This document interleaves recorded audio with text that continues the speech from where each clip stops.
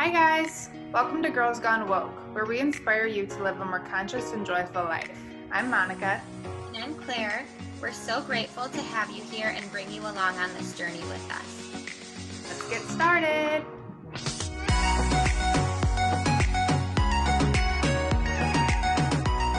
I did have a better day today, did you? Yes. Oh, way better. Good. Well, minus me stepping in dog shit, but. Monica, I was looking at those pearly white sneaks and then I was like, clicked on the next slide and I'm like, oh shit. Yeah, my boyfriend got me these really nice Air Jordans, pearly white, and I put them on today to go to work. And by the time that I walked from my door to my car, I had stepped in shit. And I'm like, well, this is nice. You're like, this is just what I was asking for. So, since Claire and I were both very stressed yesterday and have just been feeling utterly confused about life, we decided that today we would talk about ways to cope with stress and just how we deal with stress in our life. Because I feel like there's just extra stress and chaos in the world right now with everything that's going on. Yeah. And through our work, I know that we have some good pointers that we're going to share. One major thing that has helped me to decrease my stress is becoming aware that so much of the stress comes from this voice that we have in our head. And everybody has a voice in their head, okay? You're not crazy. Like if you close your eyes right now and you yell hello to yourself, you hear that. And that voice, whether you're aware of it or not, is controlling your whole life. For example, in my life right now, I'm not in a job that I like, but if I go to work and in my head I'm like, oh, I hate this. This is the worst job ever. Like, I don't want to be here.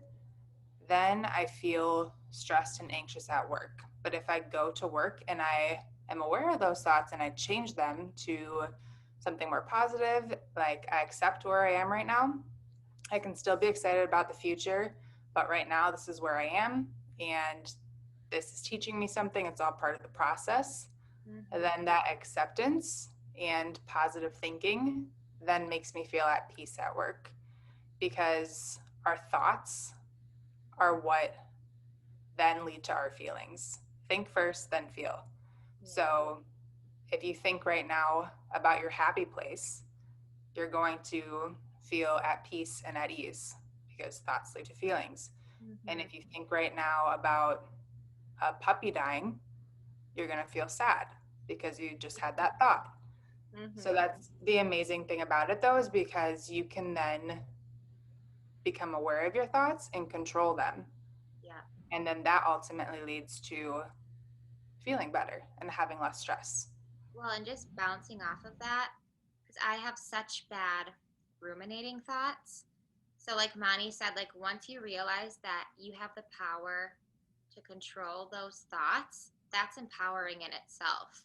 And I feel like that ruminating voice in our head is what causes so much stress. And just the fact that you brought that to light, Mani, I feel like it'll be so helpful to so many people.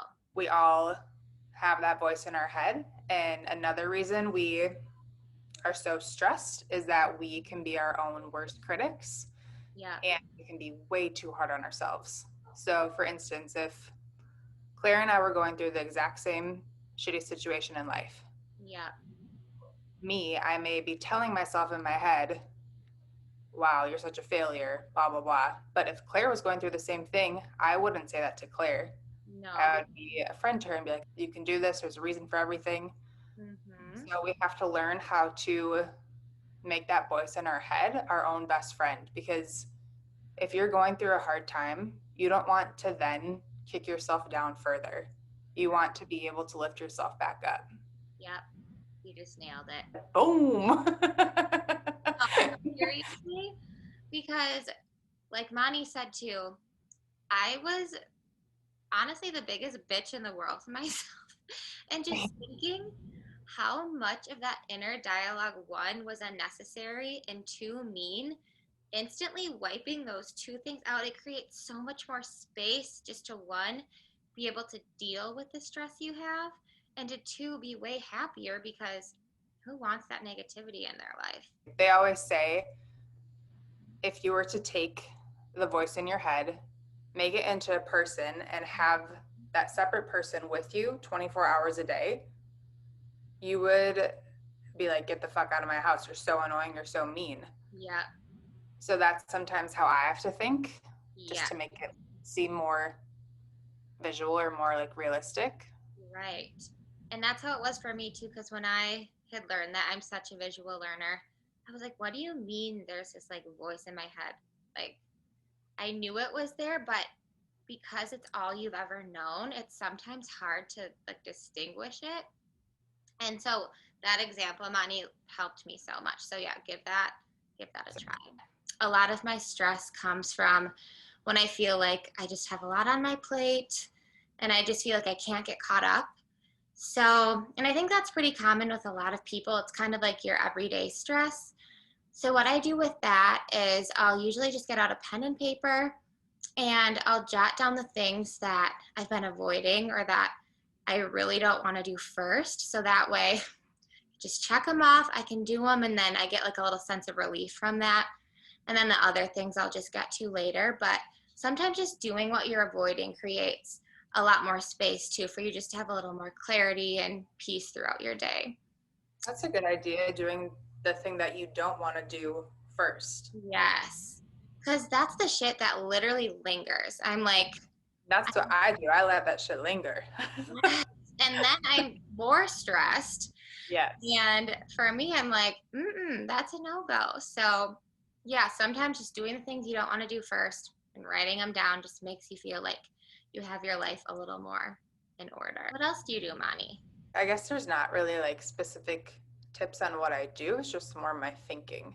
Mine is Mm-hmm. like eating healthy and working out. That's a good like stress relief and just feeling healthy. But I used to like resist the moment, and now I've learned to accept where I am, Yeah. and changing my thinking to like from, oh, why is this happening to me, to, oh, this is happening for me. And I always ask myself when I'm stressed out, like, what is this trying to teach me?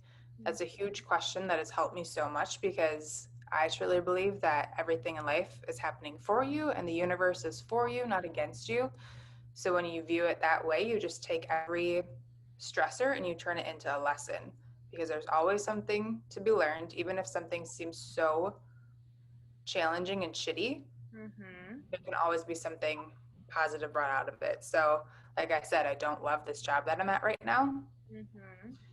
And instead of me stressing and being like, why is this happening to me? Why can't I find something else? I say, okay, what is this job trying to teach me? And I realize when I ask myself that question that it's teaching me patience. And that's an amazing Oh, value that I want to have. So, how cool is that? That it's teaching me patience. yeah. And I know that it's happening for me, because that was something that I was very lacking in before. I Mm-hmm. have not been a patient person. And now I genuinely feel like I am becoming a patient person because of this job, because of this stressful, shitty job. Yep. And yeah, so it's just changing my perspective and changing the way that I look at things. Yeah. Because when you change the way you look at things, and the things that you're looking at change. I Mm-hmm. read that somewhere. I didn't just make that up. It's true. Honestly, Gandhi. No, that's such a good point. When you look at things differently, and for me too, a lot of my stress comes from things that are difficult that I just hold on to. Like Monica flips it and looks at in a different light. And for me, I try and do that. And I also think it's important to feel all the feels. Feel it all the shittiness, all the hurt, like anything, and then just let it go, because when you hold on to it for too long, it just harbors and harbors and only gets worse. So until you go through it, you feel it, you don't avoid it, accept it, and then like just like Yes. That's why I'm so grateful that I have you, because like yesterday, we were both stressed, hanging on to stuff. But the second that we called each other, vented about everything, we both felt so much better.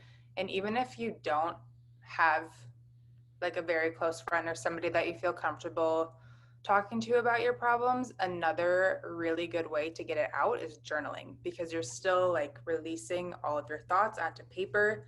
You can then step back and like objectively view whatever you're going through, and it's still that sort of release, that venting release. Yep. So whether you have like a close friend, which I hope that you do, or not, you can still get it out by journaling. And if you don't, you have us. No, literally, man, one of my things on my list was give your bestie a call because literally yesterday it was so weird. I know we've talked about this a lot, but we were both just kind of spiraling with our own little things. And Mm-hmm. once we just talked it out and like let it off our chest, we felt so much better. I don't know, getting it off your chest, talking about it, and knowing that you're not the only one having stresses is also very calming. Yes. Everybody has their day to day stresses, and Everybody has stress in their life. Nobody can control what life gives them, no. but the difference comes in is that we can control how we react to a certain situation. So people that are really happy, it doesn't mean that they don't have stress in their life or they haven't had shit thrown at them. It's that they reacted differently Yep. and they've trained themselves to react differently. Literally, this just brings me back to an example from yesterday. For me, and this is just personal, I am not where I thought I would be at 27. I'm just not. And I've had some struggles along the way just getting to where I am now. And I was talking to Monica about it, and she literally did what she said before, just like look at it differently. She's like, Claire, this is like the universe's way of preparing you for what comes next. And after she said that, I literally was like, duh. Like, why didn't I think of that before? But it's so true. Just like flipping your perspective, talking about it. If you don't have a friend, contact us, honestly, because we know how it feels. We're human beings. We have our own things, and you're definitely not alone. So, Yeah. And life can be stressful. You can accept where you are in this moment, even if it's not where you want to be. By accepting where you are, it doesn't mean that you're giving up. mhm. It just means that you're accepting it. You can then let go of those critical thoughts and be at peace with where you are. And at the same time, you can still be super excited about where you want to be in the future. If I feel like my mind is really starting to race and I'm very anxious about what comes next, I'll try and really ground myself by bringing myself into the present moment. And I know this might sound weird, but actually, when I went to my therapist a while back now, but he was the one who recommended this, he said, look at an object, point at it, and say it. So I'll just like look at objects all around me. So, like, I'll see a pillow and I'll say, like, pillow. I'll see a chair, chair. And I'll just say it out loud. And it forces me to like stop thinking about other things and like literally just focus on what is in front of me. And it can be any object, but if you're somebody who struggles with really high anxiety and anxiety attacks, that's something that he recommended to use if you feel kind of like you're spiraling out of control. No, that's actually a great one, and that doesn't sound weird. I've heard that so many times because anxiety a lot stems from our thoughts and our mind is racing. So, all of those are tricks on how to get you out of your head and into your body.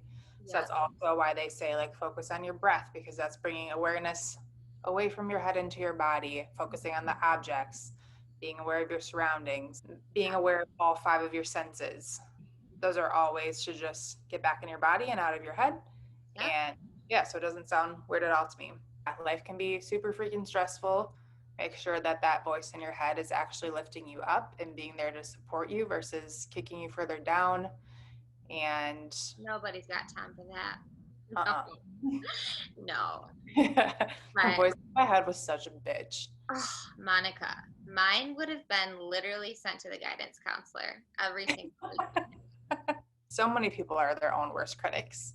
I But the know. cool thing about that is that once you become aware of it, you can change it. And yeah, it takes a lot of work and effort, Mm-hmm. but with time, you can start making that person your friend, and then you're going to end up so much happier. Yep. And like we said before, it's just, it brings empowerment, which brings space in your mind just for you to handle situations better, because we're not saying you're never going to have a tough situation in life, like we all do, but the more clear your mind can be going into something like that, the better off you'll be facing it. Just accept where you are, trust the process, know that the universe is doing things for you and not to you. And Mm-hmm. so next time you encounter a stressful situation, ask yourself what you can learn from it and what it's trying to teach you. Yeah, that's like the best way to end it, I think. That's all she wrote, baby. That's all she wrote. We hope you guys have an amazing week and we'll see you next Sunday. See you next Sunday. Thanks for hanging with us. Bye. Bye.